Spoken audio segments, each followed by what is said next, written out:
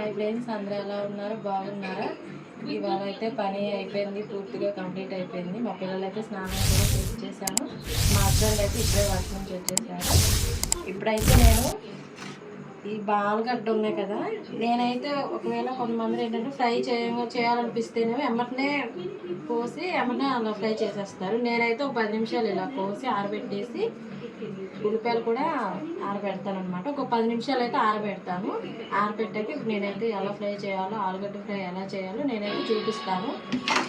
ఇందులో ఏముంది చూసేదని మాత్రం అనుకోమాకండి. నేనంటే నా స్టైల్లో అయితే నేను ఇలా చేస్తున్నాను. మీరైతే ఎలా చేస్తారో కామెంట్ బాక్స్లో కామెంట్ చేయండి.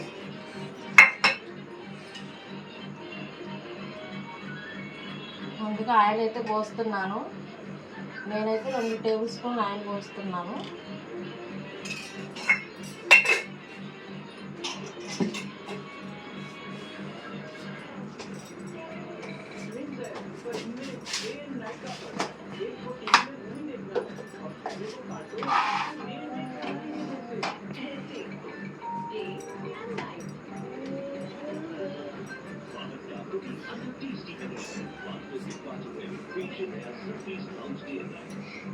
కొత్తలో నాకు అయితే తెలీదు ఆలుగడ్డ ఎలా వండాలో. ఫ్రై అంటే చాలామంది కానీ ఏపులాగా ఏదోలాగా చేసేవాళ్ళు. నేనైతే కొత్తగా నేర్చుకున్నాను అనమాట. ఇది ఫస్ట్ నేను ఇలాగే ఆరబెట్టుకొని చేసేదాన్ని. ఇప్పుడైతే నాకు తెలిసింది.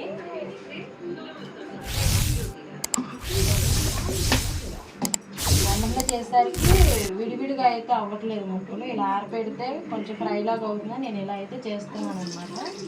తాళం గింజలు అయితే వేసాను, తర్వాత ఉల్లిపాయ ముక్కలు వేస్తున్నాను.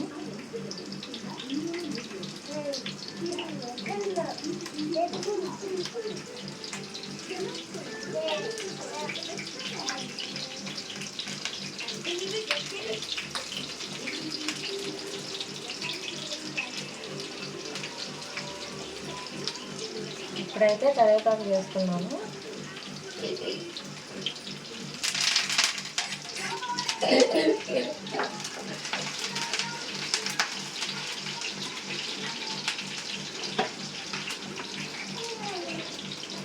ఉల్లిపాయలు మగ్గాక పసుపు వేసుకోవాలి.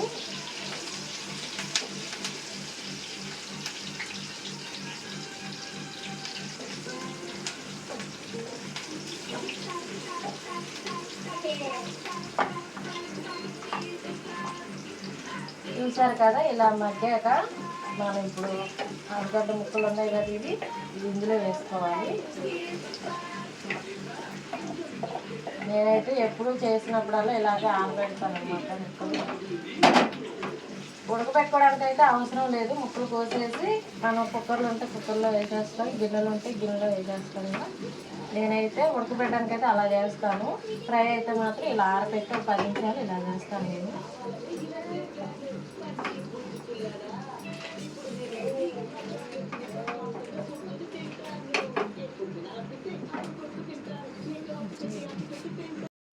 చూడండి, ఇక ఇలా అయితే రావాలన్నమాట ముక్కలు. వేటి వాటికి అలా వచ్చేస్తాయి ఆరబెడితే మాత్రం. కారం అయితే మనకి సరిపడా వేసుకోవాలి, ఉప్పు కూడా అలాగే వేసుకోవాలి సరిపడా.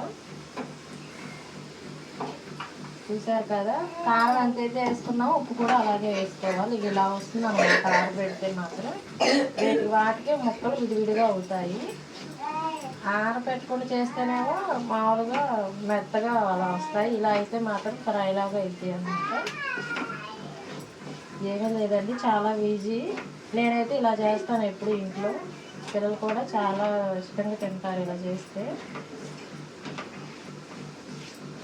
కారం వేసాక ఉప్పు కూడా నేను ఎమ్మటనే వేసేసాను. దించాకైనా వేసుకోవచ్చు, ఇలా మధ్యలో అయినా వేసుకోవచ్చు. చూసారు కదా, ఇలా అయితే వస్తుంది అనమాట. ఇంకా మనం కారం వేసాక ఒక 10 నిమిషాలు కానీ ఒక 5 నిమిషాలు కానీ చేస్తే కారం ఉప్పు అనేది మొత్తం దానికి పట్టేస్తుంది.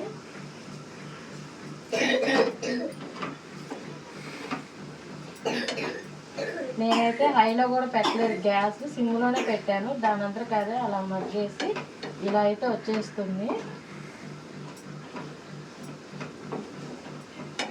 మనకి ఇంకా ఎర్రగా రావాలి, ఇంకా గోల్డెన్ కలర్లో రావాలంటే కనుక ఇంకా కాసేపు అయినా ఉంచుకోవచ్చు. నేనైతే ఇంకా మేము ఇంక ఇలాగే చేసుకొని తింటాం అనమాట. సాంబార్లో కానీ అయితే చాలా బాగుంటుంది ఇలా చేసుకొని తింటే.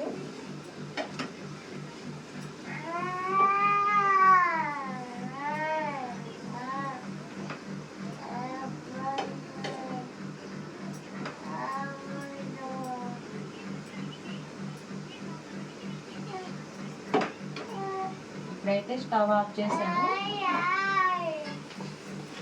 ఇంకా చూడండి ఇలా అయితే వచ్చేస్తుంది, విడివిడిగా అయితే వస్తుంది ముక్కలు.